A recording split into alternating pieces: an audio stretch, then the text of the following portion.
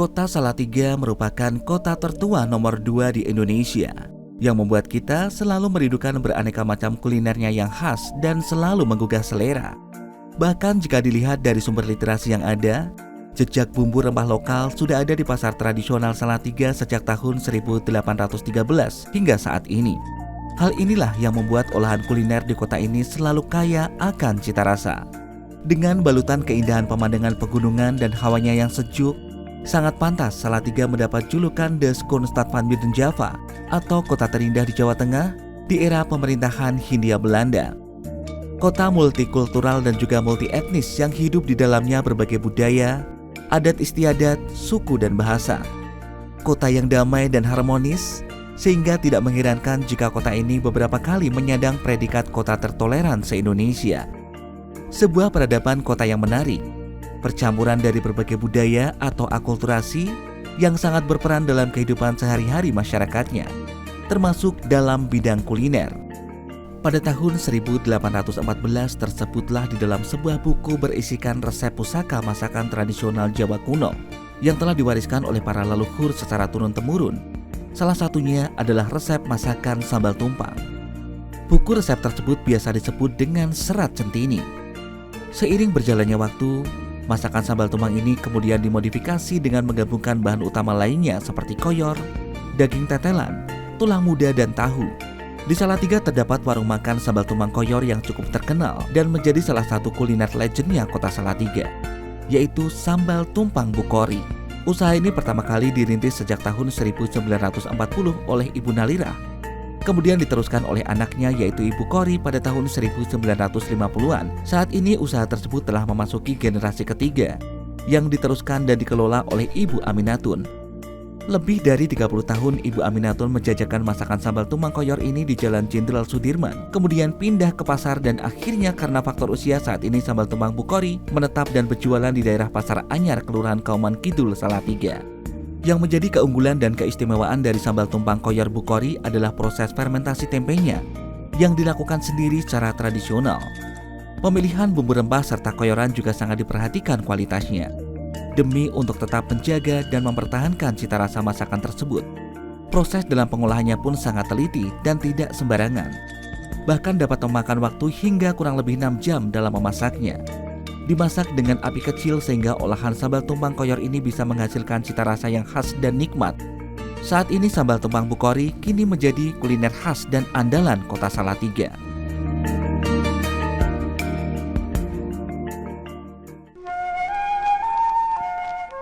Dahulu kita pernah mengenal bus Estu, yang merupakan alat transportasi umum di Salatiga begitu populer saat itu. Terlepas dari itu, ternyata keberadaan bus tersebut juga mengawali lahirnya sebuah warung soto legendaris di kota Salatiga. Berawal dari berjualan soto di halaman depan garasi Esto yang terletak di Jalan Langan Suko, Salatiga. Pada tahun 1940-an, Bapak Marto Setiko dan Ibu Sudarmi yang pertama kali berjualan soto dengan cara berkeliling di pagi hari dan ketika siang sampai sore hari mangkal di depan garasi bus Esto. Dari sinilah cikal bakal warung soto ini dikenal dengan sebutan Warung Soto Esto. Hingga akhirnya pada tahun 2009, Warung Soto Esto pindah dari halaman depan garasi bus Esto ke tempat yang baru. Jaraknya kurang lebih 200 meter dari garasi bus Esto dan masih tetap di jalan yang sama yaitu Jalan Langan Suko. Pengelolaan warung kemudian dilanjutkan oleh anaknya yaitu Ibu Sulasmi sebagai generasi kedua dari Warung Soto Esto. Keunikan dari soto Esto adalah dari segi cita rasa yang berbeda dibandingkan soto pada umumnya. Kuah sotonya bersantan, sehingga akan terasa lebih gurih dan rasa bumbu rempah yang kuat sangat terasa dalam sajian soto Esto ini. Bahan baku dalam mengolah soto ini seperti ayam kampung dan kelapa sebagai santan sangat diperhatikan dalam pemilihan kualitasnya. Semangkuk soto Esto disajikan dilengkapi dengan isian yakni nasi, daging suwir ayam kampung, tauge dan taburan potongan daun seledri. Kemudian soto akan disiram dengan kuah santan berwarna kekuningan yang panas, sehingga menghasilkan aroma yang sangat khas hasil dari perpaduan racikan bumbu rempah Nusantara. Menjadi pelengkap sajian, soto ini diberikan taburan kerupuk karak khas Salatiga.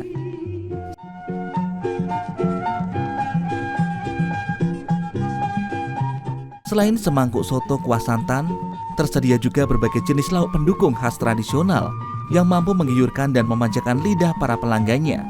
Terlebih lagi jika menyantapnya dengan lauk telur uritan sebagai penciri khas dari sajian makanan di soto esto. Memasuki generasi ketiga, racikan resep bumbu soto esto yang merupakan warisan keluarga turun-temurun ini terus dipertahankan, sehingga cita rasanya tidak berubah sejak tahun 1940-an. Bertahan hingga puluhan tahun, membuat soto esto kini menjelma menjadi salah satu kuliner legendaris di kota Salatiga yang tak pernah sepi dari para pengunjung. Soto merupakan salah satu jenis kuliner yang terkenal di Nusantara, di mana olahan soto memiliki berbagai ragam varian di masing-masing daerah yang menjajakannya. Termasuk di kota Salatiga terdapat lebih dari 40 varian soto yang ditawarkan di kota kecil ini. Sehingga tidak mengherankan, kita akan banyak menjumpai para penjual olahan soto di berbagai sudut kota ini. Dengan didukung suasana pagi yang dingin di kota Salatiga, maka soto adalah salah satu menu kuliner sarapan pagi yang paling populer di kota Salatiga. Lain halnya dengan soto esto dengan kuah santainya. Ada satu tempat makan favorit yang menawarkan hidangan soto dengan kuah bening, adalah Soto Kesambi, atau lebih lengkapnya Soto Bening Kesambi, yang berada di Jalan Geladakan, Salatiga. Pada tahun 1950-an, usaha ini mulai dirintis oleh Pak Wianto atau Tan Ping Chuan. Lokasi awal rumah makan Soto Kesambi ini dulunya berada di Jalan Kesambi, sehingga penamaan warung pun mengikuti nama jalan di mana warung ini pertama kali dibuka. Pengelolaan warung saat itu dikelola oleh keluarga besar. Pada tahun 1977, Pak Wianto atau Tan Ping Chuan, salah satu anaknya, pindah di daerah Geladakan yang kemudian membuka warung soto pada tahun 1980 dan bertahan sampai saat ini. Racikan bumbu dari warung Soto Kesambi ini merupakan resep turun-temurun warisan keluarga. Tidak ada yang ditambah ataupun dikurangi. Bahan dasar serta bumbu pendukungnya dipilih dengan cermat dan baik dengan melihat kualitasnya. Tahapan dalam prosesnya sesuai standar yang ada untuk menjaga tradisi dan cita rasa agar tidak berubah. Penyajian soto kuah bening di warung ini dengan memakai mangkuk porselin khas Cina yang mungil dan sendok bebek. Penyajian menu yang terbilang sederhana namun menggiurkan. Selain itu juga terdapat berbagai hidangan pendamping yang juga tak kalah lezatnya. Sebut saja perkedel kentang buatan khas warung ini. Rasa dan pengolahan perkedelnya berbeda bila dibandingkan dengan perkedel kentang di warung lain di Salatiga. Ada satu lauk spesial yang ditawarkan di Soto Kesambi, yaitu rongkong. Rongkong sendiri merupakan bagian dada ayam betina yang masih utuh dengan bakal telur berupa kuningnya tanpa cangkang. Tentunya dari kesemua ini akan menambah cita rasa yang unik dan khas ketika menyantapnya. Sehingga tak mengherankan jika warung Kesambi Geladakan ini selalu diminati dan banyak pelanggan baik dari dalam kota maupun luar kota Salatiga.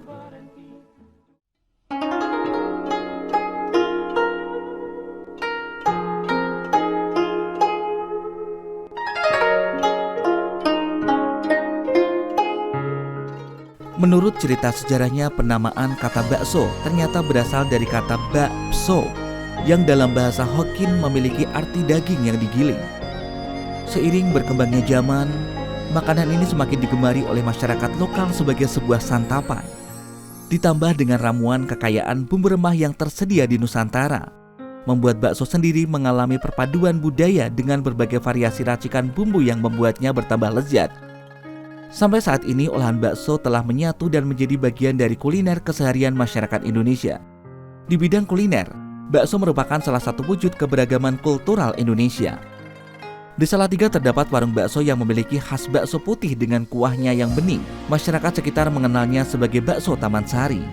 Olahan bakso di tempat ini sekarang menjadi salah satu olahan kuliner legendaris di kota Salatiga. Bakso Taman Sari dirintis oleh Ibu Indah Setiani pada tahun 1965 dengan menempati bangunan yang saat ini ditempati oleh Bakso Gigi Salatiga. Kemudian pada tahun 1972, usaha warung bakso ini pindah di dekat pusat kota Salatiga atau Tugu Bundaran Salatiga yang bernama Taman Sari. Pada saat itulah akhirnya usaha warung bakso ini dikenal dengan sebutan Bakso Taman Sari. Seiring berjalannya waktu, warung bakso Taman Sari berpindah tempat ke Jalan Diponegoro nomor 105 Salatiga atau depan SMP Pangudi Luhur Salatiga hingga saat ini. Dalam hal pemilihan bahan bakunya, bakso Taman Sari tidaklah sembarangan, mulai dari pemilihan daging yang berkualitas sampai pemilihan bumbu yang akan diolah sebagai penyedapnya. Semua sangat diperhatikan dengan baik.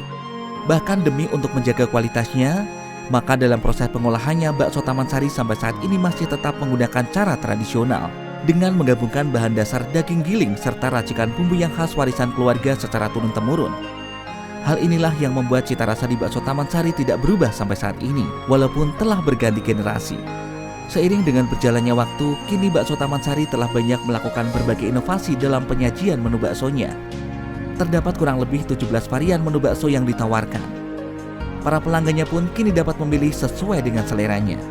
Sajian bakso Taman Sari selalu mampu membuat jatuh hati para pelanggannya untuk datang kembali dan merasakan kenikmatan saat menyantap bakso, serta menyeruput hangat kuah kaldunya yang segar. Dan yang pasti tidak lupa merasakan kelezatan aneka macam hidangan penyertanya.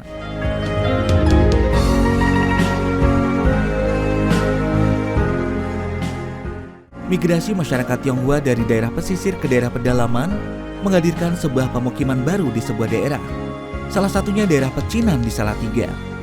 Salah satu penanda adanya sejarah perkembangan masyarakat Tionghoa adalah hadirnya kelenteng Hok Tak Bio yang dibangun oleh masyarakat keturunan Tionghoa di Salatiga sekitar tahun 1872. Dari sinilah kemudian muncul sebuah makanan ringan atau kudapan legendaris Salatiga, yaitu enting-enting gepuk, yang pertama kali dikenalkan pada tahun 1929-an oleh Ku Chung Hu. Baru kemudian pada tahun 1930-an, enting-enting gepuk mulai diproduksi dalam jumlah banyak dan diperjualbelikan secara umum dengan merek dagang enting-enting gepuk Cap Kelenteng dan Dua Holo hingga sampai saat ini. Penamaan yang disematkan tersebut merujuk pada kelenteng Hok Tak Bio yang memiliki 2 holo di bagian depannya. Pada masa lalu, pengemasan enting-enting gepuk masih menggunakan daun bambu yang telah dikeringkan, dikarenakan pada saat itu kertas masih langka dan mahal. Barulah pada tahun 1965 mengalami perubahan kemasan dengan menggunakan kertas.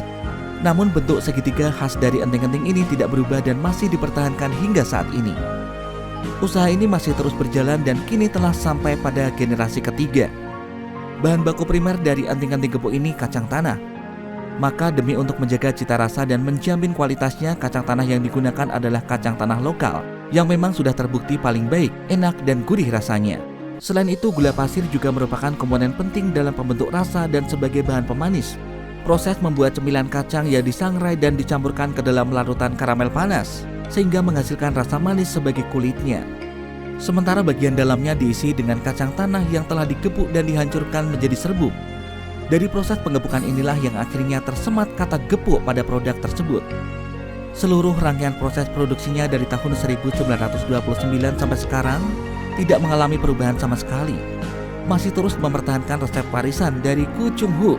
Perlu sebuah proses panjang dalam pengolahan dengan masih mempertahankan cara tradisional, sehingga dapat tercipta sebuah rasa untuk mendapatkan enting-enting gepuk yang nikmat dan sempurna. Salah satu keunggulan dari kudapan manis ini adalah dapat disimpan dalam waktu yang relatif lama. Pengemasannya pun kini lebih modern, baik, dan aman, sehingga layak untuk dijadikan oleh-oleh bagi siapapun yang sedang berkunjung ke kota Salatiga. Enting-enting gepuk sangat cocok untuk melengkapi dalam tradisi minum teh ataupun kopi di pagi dan sore hari. Sudah lebih dari 93 tahun kudapan manis ini disajikan dan menjadi salah satu makanan legendaris kota Salatiga.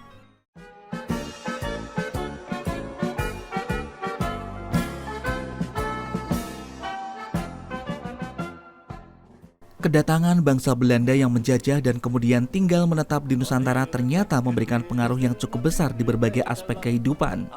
Salah satunya adalah tradisi budaya makan roti dan kue yang sering dilakukan oleh bangsa Eropa umumnya dan secara khusus adalah bangsa Belanda. Salatiga pada masa pendudukan kolonial Hindia Belanda banyak dihuni oleh para pejabat penting Hindia Belanda. Ini dibuktikan dengan banyaknya bangunan bergaya Indis yang masih berdiri kokoh hingga saat ini. Maka tidaklah mengherankan jika sampai saat ini masih banyak toko berjualan roti di berbagai sudut kota ini dengan berbagai macam merek dan varian rasa. Terletak di pusat kota Salatiga, tepatnya di Jalan Jenderal Sudirman nomor 155 Salatiga. Terdapat sebuah toko roti yang telah menjajakan roti dan kue sejak tahun 1950. Toko roti tersebut adalah Toko Roti Tegal Salatiga. Sebuah toko roti dengan tampilan sederhana ini sekaligus merupakan rumah produksi penghasil roti dan kue berkualitas premium. Berbagai macam produk unggulan varian olahan roti dan kue ditawarkan di tempat ini. Antara lain resep khas roti keju, roti kelapa, roti klasik yang rasa dan bentuknya tidak berubah dari era zaman Belanda dan masih banyak lagi varian yang lainnya. Roti Tegal mampu menghadirkan kenikmatan cita rasa dalam setiap gigitan rotinya, sehingga membuat pelanggan jatuh hati dan datang kembali untuk mencicipi berbagai produk di Roti Tegal. Kini Roti Tegal menjadi salah satu olahan kuliner kudapan warisan legendaris di Kota Salatiga.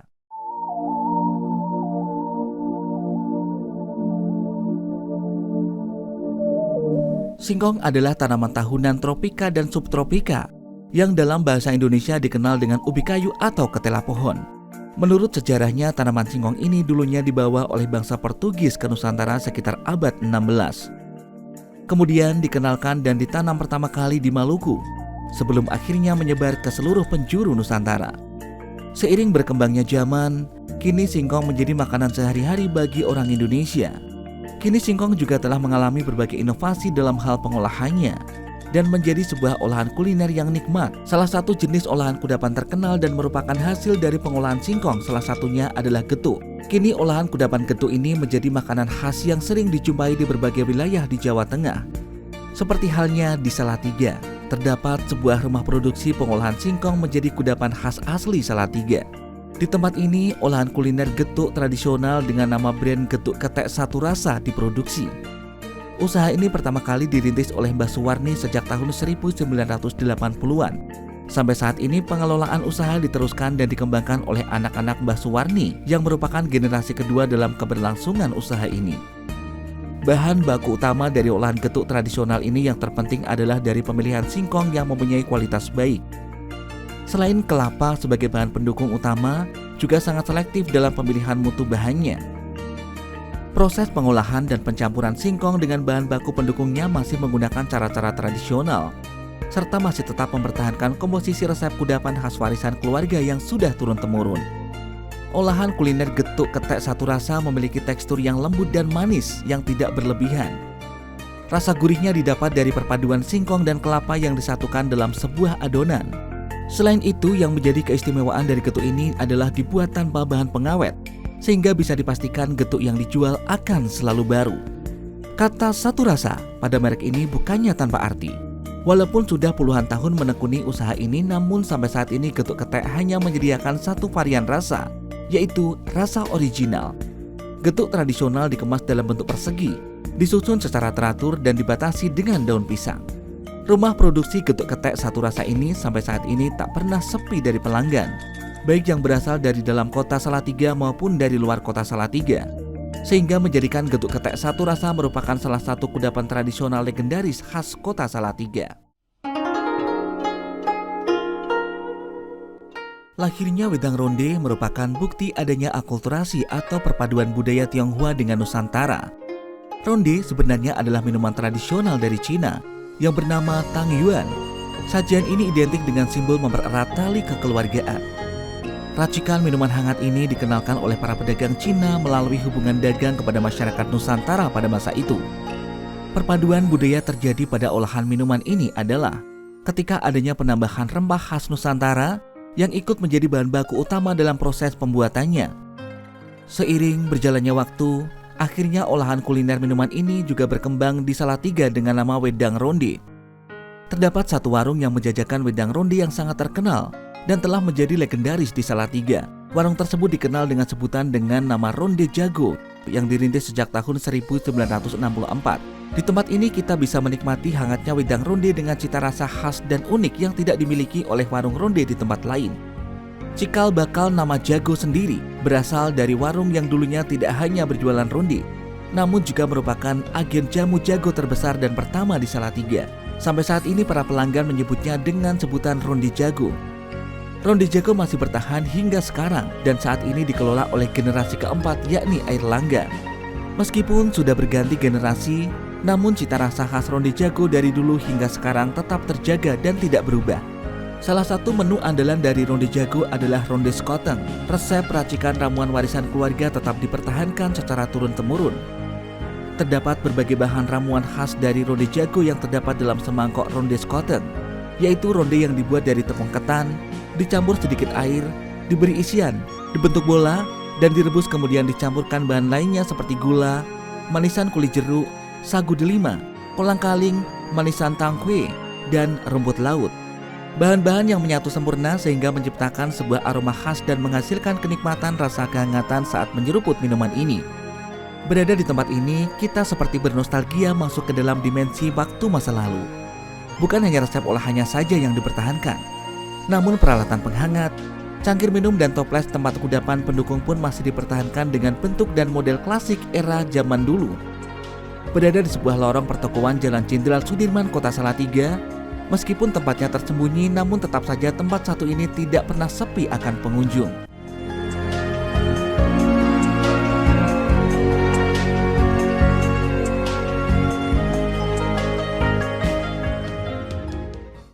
Secara geografis, letak Salatiga berada di dataran tinggi dan dikelilingi oleh pegunungan aktif. Hal inilah yang membuat kondisi tanahnya sangat subur sehingga cocok untuk ditanami berbagai jenis tanaman. Dari sejak zaman VOC, Salatiga telah menjadi pusat penanaman perkebunan kopi. Bahkan beberapa referensi mengatakan Salatiga merupakan salah satu lumbung kopi VOC di Pulau Jawa. Sebagian besar kopi yang banyak ditanam di Salatiga adalah jenis kopi Robusta. Jenis kopi ini sangat cocok ditanam dan akan tumbuh baik dan berbuah di ketinggian kurang dari 1000 mdpl. Kopi Robusta Salatiga memiliki ciri khas rasa yang unik, yaitu pahit dan clean. Hal inilah yang membuat jenis Robusta di Salatiga banyak diterima dan digemari oleh para pecinta kopi, baik dari seluruh penjuru Nusantara maupun mancanegara. Salah satu produsen pengolah kopi Robusta yang sangat terkenal dan telah melegenda di Salatiga adalah Kopi Babah Kacamata. Olahan kopi Robusta cap babah kacamata ini telah ada sejak tahun 1965-an. Pada mulanya usaha ini dirintis oleh Tan Chun Guan atau Warsono. Penamaan merek kopi babah kacamata sendiri justru berasal dari para pelanggan. Hal ini dikarenakan pada saat itu sosok Tan Chun Guan atau Warsono selalu memakai kacamata ketika menjaga dan berjualan di toko kopinya. Rumah produksi dan toko kopi babah kacamata sekaligus tempat tinggal ini terletak di Jalan Kalinyamat nomor 16 area Pasaraya, Kota Salatiga. Saat ini usaha tersebut dilanjutkan oleh anaknya, yaitu Bapak Astono, yang memang sejak kecil sudah ikut membantu orang tuanya dalam mengolah kopi Robusta. Maka tidaklah mengherankan jika Bapak Astono mengetahui dengan detail proses pengolahan baik dari awal hingga akhir proses pembuatan produk ini. Dari pengalaman inilah cita rasa kopi yang dihasilkan tetap terjaga dan tidak berubah sama sekali dari tahun 1965-an sampai saat ini. Proses pengolahan adalah kunci dalam menjaga kualitas produk tersebut, maka berawal dari pemilihan biji kopi yang baik dan berkualitas. Proses tersebut harus memperhatikan beberapa hal. Salah satunya adalah warna dan bentuk fisik kopi, serta aroma biji kopi yang kuat dan khas. Setelah itu, biji kopi yang telah dikeringkan dan dikupas disortir lagi untuk mendapatkan biji kopi Robusta pilihan yang paling berkualitas. Tahapan selanjutnya adalah proses roasting coffee. Pada tahapan inilah proses yang sangat menentukan terciptanya cita rasa kopi Robusta dari kopi babah kacamata yang melegenda.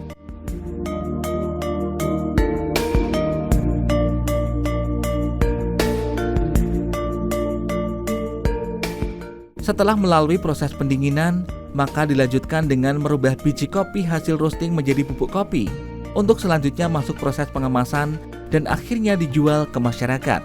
Dalam hal distribusi hasil produk olahan kopi, Kopi Babah Kacamata telah mengemas produknya menjadi beberapa varian kemasan. Semua dilakukan demi untuk memenuhi standar nasional dan bahkan internasional.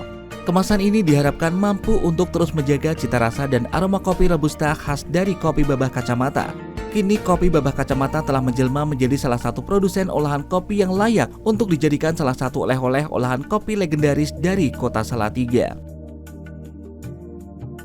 Beragam jenis kuliner legendaris yang ada di Kota Salatiga membuktikan bahwa peradaban kota ini sudah maju dan berkembang. Kelezatan cita rasa sajian kuliner yang menjadi cerita sejarah cukup panjang ini akan terus menjadi warisan budaya turun-temurun, sehingga menjadikan Kota Salatiga sangat layak menjadi simpul gastronomi Indonesia.